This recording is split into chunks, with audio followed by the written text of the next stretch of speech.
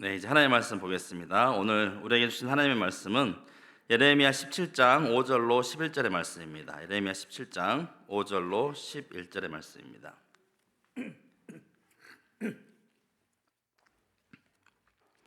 저 여러분 한 절씩 교독하도록 하겠습니다. 여호와께서 이와 같이 말씀하시니라. 무릇 사람을 믿으며 육신으로 그의 힘을 삼고 마음이 여호와에게서 떠난 그 사람은 저주를 받을 것이라.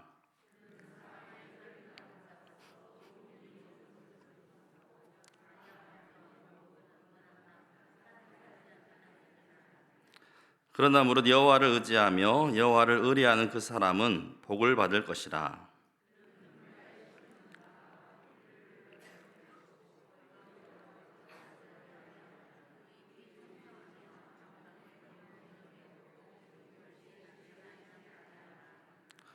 만물보다 거짓되고 심히 부패한 것은 마음이라.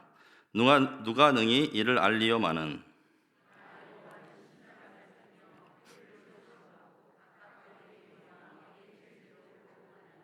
함께 읽겠습니다. 불의로 치부하는 자는 자고새가 낳지 아니한 알을 품은 같아서 그의 중년에 그것이 떠나겠고 마침내 어리석은 자가 되리라. 아멘.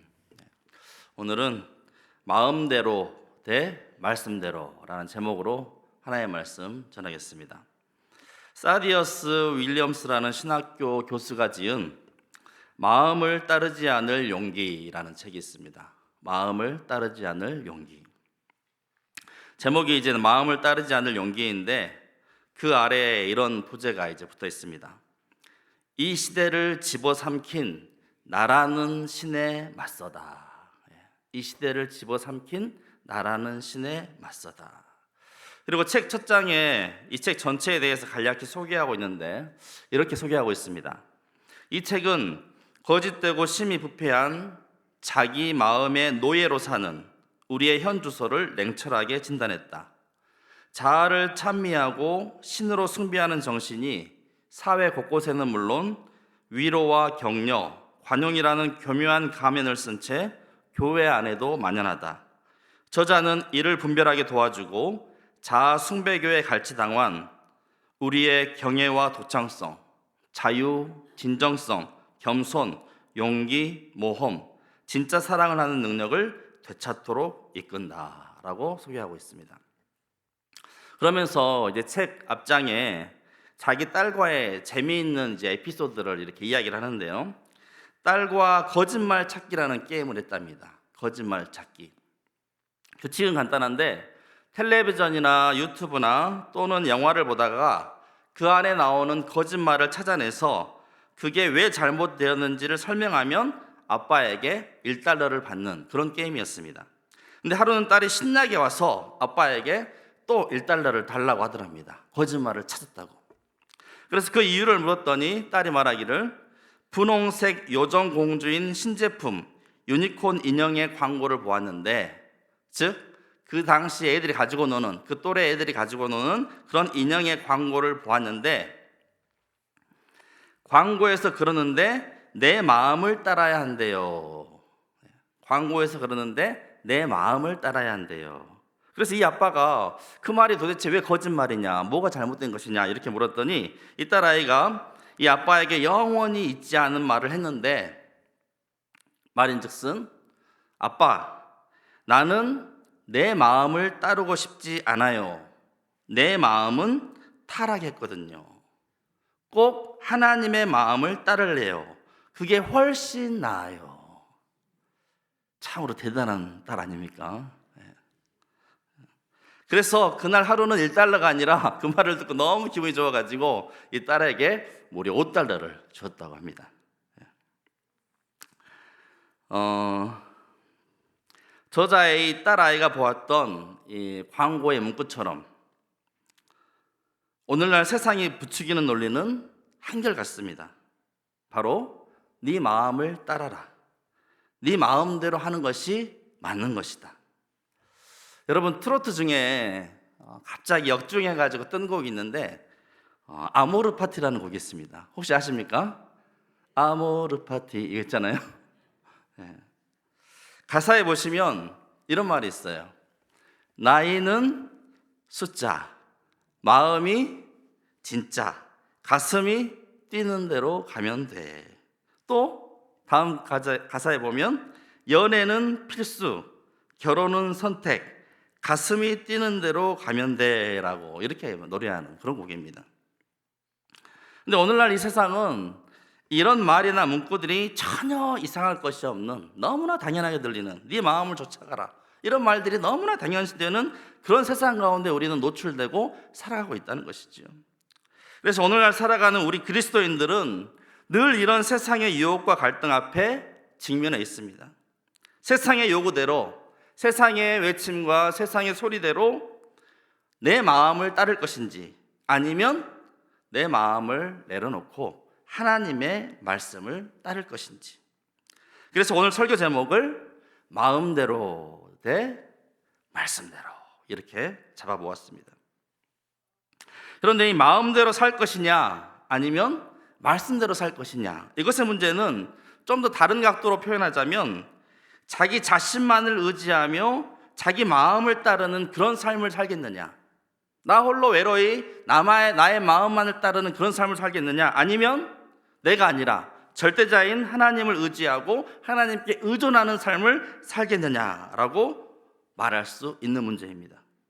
즉, 자아를 따르는, 내 자신을 숭배하는 자아 숭배의 삶을 네가 살겠느냐, 아니면 하나님 말씀에 순종하는 하나님을 경외하는 삶을 살겠느냐라고 우리에게 묻고 있는 것입니다. 그렇다면 여러분, 우리는 무엇을 따라 살아야 할까요? 세상에 들려오는 말입니까? 아니면 하나님의 말씀입니까? 마음을 따르는 것이 옳을까요? 아니면 말씀을 따르는 것이 옳을까요? 여러분의 선택은 무엇입니까? 무엇이 여러분 인생을 위한 정답입니까? 마음입니까? 말씀입니까? 여러분, 세상에서 가장 오래된 종교이자 오늘날 세상에서 가장 빠르게 급성장하고 있는 종교가 있는데 그것이 혹시 무슨 종교인지 아십니까? 신천지. 그것은 바로 자아 숭배교입니다. 자아 숭배교. 네 마음을 따르라는 것입니다. 그렇다면 먼저 이 자기 마음을 따르는 것이 과연 옳은 것인가, 이게 맞는 것인가를 한번 검증해 볼 필요가 있습니다. 자기 마음대로 사는 이른바 자아 숭배의 문제가 과연 우리 인생의 지속적인 관심과 지속적인 인생의 해답이 될 수 있는가, 자아 숭배에 대한 문제점은 없는지를 우리가 철저히 한번 검증해 볼 필요가 있습니다. 그래서 실제로 이를 조사한 연구가 있습니다. 사회 조사한 연구가 있습니다. 미국의 심리학자 데이비드 마이어스가 미국의 모순이라는 책을 통해서 이 연구 결과를 발표했는데, 지금 이 말처럼 자기 마음을 따르고 자기 행복만을 추구하는 그런 시대의 풍조, 그런 시대적인 사조가 1960년대부터 미국에 불길처럼 번졌다는 것입니다. 그런데 이런 풍조, 이런 사조 가운데 쭉 살아온 미국의 그 사람들의 삶의 결과가 어떻게 나타났느냐, 이거를 연구조사를 한 거예요. 즉, 자기 마음대로 살고자 그렇게 선택하며 산 사람들의 삶의 결과가 어떤 열매를 맺게 되었는가를 연구조사를 통해서 결과를 발견하게 된 것입니다. 그런데 어떤 결과가 나타나느냐, 1960년대부터 21세기 벽두까지 미국에서 이혼율 2배, 청소년 자살률은 3배, 폭력 범죄율은 4배, 교도소 수감자는 5배, 사생자 출산율은 6배, 결혼 아닌 동거는 무려 7배로 늘어났다고 합니다. 사회의 모든 기초 질서, 윤리, 도덕 이런 것들이 다 와르르 무너지게 된 것입니다. 자기 마음만을 따른 결과로. 이런 결과를 놓고 이것이 이른바 쾌락주의의 모순이라고 합니다. 쾌락주의의 모순. 쾌락주의는 행복의 갈증을 푸는 지극히 멀쩡한 방법 같지만 이를 마시다가는 소금물을 들이킨 듯 치명적 탈수 증세를 일으킬 뿐이라는 것이죠. 인류학자인 폴 히버트는 이런 말을 했다고 합니다. 에덴 동산 때부터 자아의 신격화는 늘 인간의 첫째가는 가장 근본적인 죄였다. 사탄은 아담과 하와를 유혹하여 사탄을 숭배하게 한 게 아니라 그들 자신을 숭배하게 했다. 사탄이 누구를 숭배하겠다고요? 자기 자신을 숭배하겠다는 거예요. 사탄을 숭배하게 한 게 아니에요. 사탄은 너 자신, 네 마음대로 살아라 하면서 자아를 숭배하도록 유혹했다는 것입니다. 여러분, 세상에 하도 별의별 종교가 많은데 심지어 사탄을 숭배하는 사탄교가 있다는 말 여러분 들어보셨을 것입니다. 사탄교. 그런데 실제로 이 사탄교 경전이 있는데요, 사탄교에도 경전이 있는데 이 사탄교 경전 1장 1절의 말씀이 무엇인지 아십니까? 네? 태초에 하나님이 천지를 창조하시니라, 이게 성경이니까 태초에 사탄이 뭘 했느니라 이런 말일 것 같잖아요. 전혀 그런 말이 아닙니다. 사탄교 경전의 1장 1절, 바로 네 삶의 주인은 너 자신이다. 네 삶의 주인은 네 자신이다 라는 말입니다. 어디서 여러분 많이 들어본 말 아니겠습니까? 창세기에 나오는 뱀의 유혹과 똑같은 맥락의 말입니다. 하나님께서 분명히 먹지 말라고, 네가 먹는 날에는 반드시 죽으리라고 말씀하셨는데 사탄은 선악과를 먹어도 죽지 않는다, 죽지 않을 것이다, 오히려 너도 하나님과 같이 될 수 있다고, 네가 하나님이 되어라, 거짓말로 미혹하였습니다. 그래서 아담과 하와는 결국 그 마음이 미혹되어서 선악과를 따먹고 말았죠. 그 결과 어떻게 되었습니까? 하나님과 같이 되었습니까? 아니요, 오히려 죽음에 이르게 되었습니다. 아담과 하와뿐만 아니라 모든 인류가 죄에 빠지게 되었고 그 이후로 죽음의 저주가 따르게 되었습니다.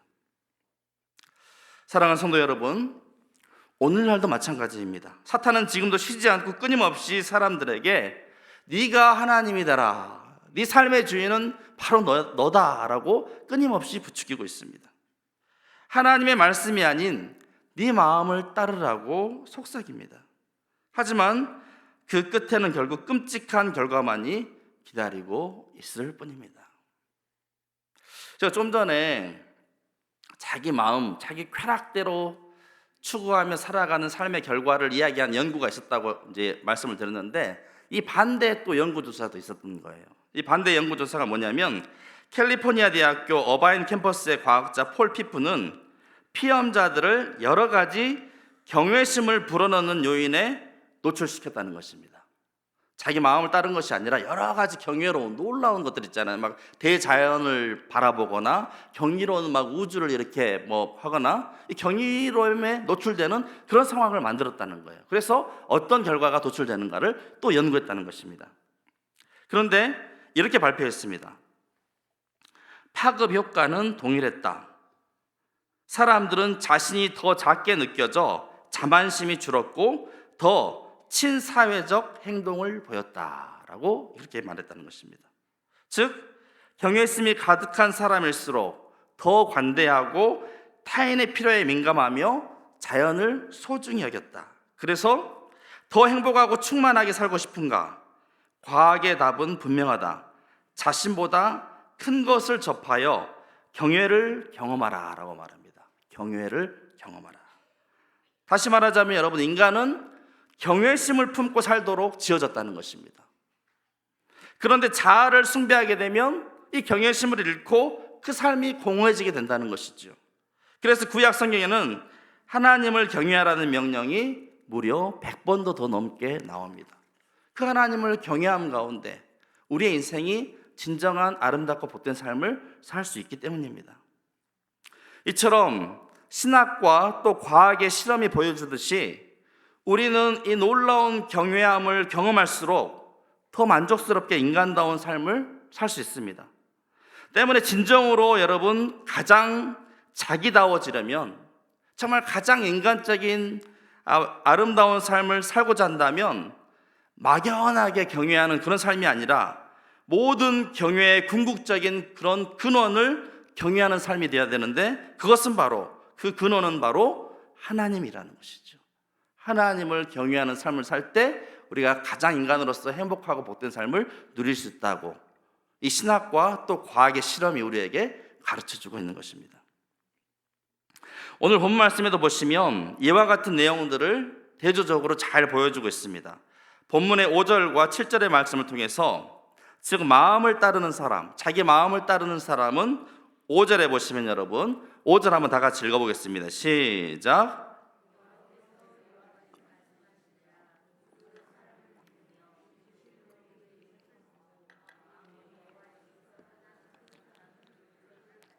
예. 반면에 여러분 하나님을 믿고 따르는 자들에 대해서는 7절에 말씀하시는데 다 같이 다시 한번 읽겠습니다. 7절입니다. 시작. 그러나 의뢰하는 사람은 복을 받을 것이라. 예. 즉 사람을 믿으며 사실 의지할 대상이 안 되는 그 사람을 믿고 그 마음이 여호와를 떠나 자기 마음대로 사는 사람은 저주를 받을 것이요 사막의 떨기나무 같은 그런 고독한 삶을 살게 될 것을 말하고 있습니다. 반면에 자신의 마음과 힘이 아니라 여호와를 의지하는 사람은 물가에 심어진 나무처럼 결실하면서 복을 받게 될 것이다 라고 말씀하고 있습니다.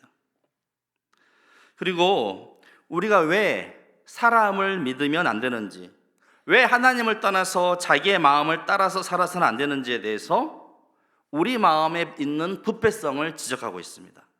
9절 이하 말씀해 보시면 만물보다 거짓되고 심히 부패한 것은 마음이라 누가 능히 이를 알리오마는. 만물보다 거짓되고 심히 부패한 것은 바로 마음이다 라고 지적하고 있습니다. 바로 우리 인간의 마음의 실존에 대해서 정확히 짚어주고 있는 말씀입니다. 특별히 여기서 심히 부패하다라는 말의 의미는 병들다 또 앓다라는 그런 의미인데 낫지 않는 상처나 고통을 묘사하는데 가장 자주 사용되는 표현입니다. 낫지 않는 상처들. 즉 너무도 그 병의 정도가 심각해서 치유 자체가 불가능할 정도에 이른 그런 질병처럼 인간의 마음 상태가 철저하게 병들어 있음을 가리키고 있는 것입니다. 그 마음은 곧 여호와에게서 떠난 마음이며 그래서 그 마음은 거짓되고 불치의 병을 앓고 있는데 인간의 관점에서 볼 때 그 누구도 이 마음의 실체를 아는 자가 없으며 오직 전지전능하신 하나님만이 각 사람의 마음, 심장까지 다 감찰하신다라고 하시는 말씀입니다. 더불어 여러분 성경 곳곳에도 보시면 이런 인간 마음의 부패성에 대해서 계속 언급하고 있습니다. 사람의 마음에 대해서. 마태복음 15장 18절에 보시면 입에서 나오는 것들은 마음에서 나오나니 이것이야말로 사람을 더럽게 하느니라. 마음에서 나오는 것은 악한 생각과 살인과 간음과 음란과 도둑질과 거짓 증언과 비방이니 이런 것들이 사람을 더럽게 하는 것이요 하면서 우리 마음에서 각양각종의 더러운 죄들이 나온다는 것을 이야기합니다. 로마서 1장 28절에는 또한 그들의 마음에 하나님 두기를 싫어하며 하나님께서 그들을 그 상실한 마음대로 버려두사 합당하지 못한 일을 하게 하셨으니 곧 모든 불의, 추악, 탐욕, 악의가 가득한 자요 수근수근하는 자요 하면서 쭉 죄의 목록들을 쭉 열거하고 있습니다. 전도서 9장 3절 말씀에는 더 노골적입니다. 이 마음에 대해서 모든 사람의 결국은 일반이라 이것은 해 아래에서 행해지는 모든 일 중에 악한 것이니 곧 인생의 마음에는 악이 가득하여 그들의 평생에 미친 마음을 품고 있다가 후에는 죽은 자들에게로 돌아가는 것이라. 인생의 마음에는 악이 가득하여 그들 평생에 미친 마음을 품고 있다가 죽은 자들에게로 돌아가는 것이라. 이렇게 이야기하고 있습니다. 또 잠언 28장 26절에는 자기의 마음을 믿는 자는 미련한 자요 지혜롭게 행하는 자는 구원을 얻을지니라 하면서 계속해서 이 마음의 부패성에 대해서 계속해서 지적하고 있습니다. 영국 작가 G.K. 체스터턴도 이런 말을 했다고 합니다. 나는 나폴레옹이나 카이사르보다 더 철석같이 자신을 믿는 사람들에 대해서 알고 있다. 확신과 성공의 항성이 어디서 타오르는지도 안다. 그 초인들의 왕자로 당신을 안내할 수 있다. 정말 자신을 믿는 사람들은 다 정신병원에 있다. 그렇습니다, 여러분. 정말 자기 자신을 믿는 사람 다 어디에 있다고요? 정신병원에 있다. 자기가 하나님이라고 말하는 사람들이 가장 많이 있는 곳이 어디입니까? 정신병원입니다. 정신병원. 내가 하나님이다. 내가 메시아다. 내가 구원자다. 외치는 사람들의 대다수가 어디에 있습니까? 정신병원에 있는 것이죠. 자기 생각에 함몰돼서. 그래서 왜 사람이 이 자기 마음대로 살면 안 되는지에 대해서 그 위의 책에서 다음과 같이 5가지로 정리를 했습니다. 왜 마음대로 살면 안 되느냐? 첫 번째는 사람의 마음은 우둔하기 때문입니다. 어리석다는 것이죠. 사람의 마음은. 전지전능하신 하나님의 그 넓은 마음에 비하면 우리 사람의 마음은 얼마나 작고 종지와 같이 작은지 모릅니다. 가끔씩 여러분 범죄와 관련된 프로들 가끔씩 보십니까? 뭐 용감한 형사들 뭐 그런 프로도 있지 않습니까? 범죄와 관련된 그런 프로를 한번 보십시오. 사람의 마음이 얼마나 어리석은지 모릅니다. 드러날 게 뻔한데도 불구하고 그렇잖아요.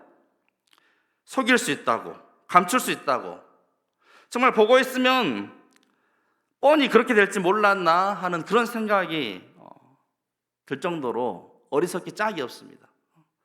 곧 머지않아 다 드러나게 될 텐데 그걸 속일 수 있다고, 감출 수 있다고 범행을 저지르는 그 범죄자들의 모습을 보면 사람의 마음이 얼마나 어리석은지 우리는 잘 볼 수가 있습니다. 두 번째로 사람의 마음은 변덕스럽기 때문입니다. 사람의 마음은 변덕스럽습니다. 이것은 말하지 않아도 여러분 스스로 잘 알 것입니다. 이랬다가 저랬다가 우리의 마음이 얼마나 변덕스러운지 모릅니다. 저의 주특기 중에 하나이기도 합니다. 제 마음이 자꾸 갈팡질팡 이랬다 저랬다. 이것이 좋게 보이다가도 또 금방 저것이 좋게 보이고 도무지 갈피를 잡기가 힘듭니다. 흔히 하는 말로 화장실 들어갈 때 마음과 나올 때 마음이 다른 게 사람의 마음이 아니겠습니까? 예전에 한번 저녁 어스름할 정도의 이 청석골 계곡을 드라이브 하면서 간 적이 있습니다. 그런데 음식을 잘못 먹었는지 갑자기 배에서 막 난리가 난 거예요. 정말 곧 막 큰 일이 터질 것만 같은 그런 위기 상황에 막 화장실을 찾고 있는데 저쪽 구석에 간이 화장실 같은 게 있는 거예요. 그래서 너무 기쁜 마음에 갔는데 화장실 문도 없어요. 문도 없어. 오래돼가지고. 그리고 앉아서 보는 게 아니라 완전히 앉아서 보는 거 있잖아요. 그런 화장실인 거예요. 근데 얼마나 마음이 급하고 지금 위기의 순간인지 너무나 다행이다. 그래서 너무나 다행해가지고 정말 위기를 모면을 했습니다. 정말 딱 나오는데 뒤를 딱 돌아보는데 문만 없는 줄 알았더니 막 그 안에 막 곤충들 죽어가지고 떨어져 있고 5만 군데 그 휴지들 있잖아요. 닦았던 휴지들 막 떨어져 있고 그 변기에 막 엄청 더러운 것. 내가 어떻게 저기서 변을 봤지? 분명히 들어갈 때는 정말 다행이다, 정말 감사하다 이랬는데 보고 나서 보니까 엉덩이에 막 뭐가 막 생길 것 같아요. 그렇게 사람 마음이 간사하다는 거예요. 변덕스럽고. 또 어떻습니까? 인간관계도 자기에게 조금만 좋은 소리 하면 얼마나 그 사람이 좋아 보이는지 모릅니다. 그런데 뒤돌아가지고 좀만 그 사람이 나에게 나쁜 소리를 했다 그러면 얼마나 그 사람이 한순간에 미워집니까? 금방 마음이 변하는 것입니다. 음식도 그렇잖아요. 배고프고 막 그럴 때는 막 그렇게 맛있어 보이는 음식도 조금만 배부르고 나면 별 관심도 없이 쳐다보지도 않는 게 사람의 마음입니다.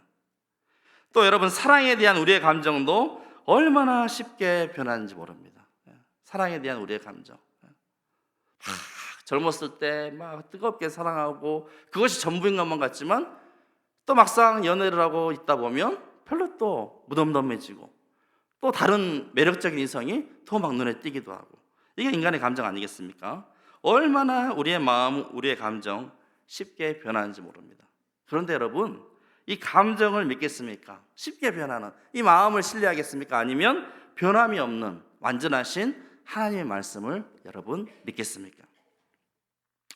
세 번째로는 사람의 마음은 나뉘어 있다는 것입니다. 나뉘어 있다. 우리의 마음은 하나님의 마음에 비할 수 없이 심히 불안정하고 못 믿어올 뿐만 아니라 서로 모순되는 마음들로 가득합니다. C.S. 루이스는 본능이란 단어를 써서 그 사실을 담아냈는데, 그가 말하길 본능에 복종하라는 말은 여러 사람에게 복종하라는 말과 같다. 사람의 말이 서로 다르듯이 본능의 말도 다 제각각이다. 잘 들어보면 각각의 본능마다 다른 모든 본능을 제치고 제 뜻을 이루려 아우성이다. 우리가 그러잖아요. 본능을 따라가라, 본능에 충실해라, 이렇게 말하지만 그 본능들조차도 하나가 아니라 여러 개 나뉜 마음들, 우리 안에 있는 여러 본능들이 동시에 막 충동질을 한다는 것입니다. 그래서 여러분, 우리 사람의 마음은 여러 가지 마음, 여러 가지 본능들이 하나로 아름답게 조화되는 이런 합창단이라기보다는 전혀 그렇지 않고 여러 가지 악기를 막 동시에 막 불어대는, 우리 마음속에 여러 가지 본능들이 막 동시에 막 충동질을 하는 그런 여러 악기를 울려대는 그런 시현장과 같다는 것입니다. 서로 제각기 막 다른 소리, 다른 본능들이 일제히 더 크게 연주해서 시끄러운 시현장과 같은 그런 것이 우리의 마음이라는 것입니다. 그만큼 사람의 마음은 나뉘어져 있다는 것입니다. 그리고 네 번째는 사람의 마음은 타락하고 부패했기 때문입니다. 사람의 마음은 타락하고 부패했습니다. 마음에 복종하라는 말에는 인간의 마음이 타락하지 않았다는 전제가 깔려 있습니다. 마음에 복종해라, 이 말에는 사람의 마음이 타락하지 않았다는 그런 전제가 깔려 있다는 것입니다. 그런데 여러분, 사실 이 범죄자들도 따지고 보면 어디에 충실한 사람들입니까? 마음에 충실한 사람들입니다. 자기 마음대로 한 거예요. 자기 본능대로 한 거예요. 자기 감정대로 한 거예요. 살인범, 강간범, 사기꾼, 술중독, 마약 중독자 등등 모두 다 무엇을 따른 것입니까? 자기의 마음을 따른 것이죠. 자기의 마음에서 비롯된 것입니다. 이것이 부패한 마음을 가진 인간의 실상입니다. 그렇다면 여러분, 인간의 마음은 언제부터 타락하고 부패하게 된 것일까요? 하나님께서 창조하실 때부터 우리 인간의 마음은 타락하고 부패하게 된 것일까요? 그렇지 않습니다. 인간의 마음이 부패하게 된 것은 죄로 인하여서 죄가 들어와서 그 영혼이 죽은 상태에 있기 때문이죠. 여러분, 부패하는 것은 다 본래 생명이 있던 것입니다. 생명이 있던 것. 무생물은 절대 부패하지 않습니다.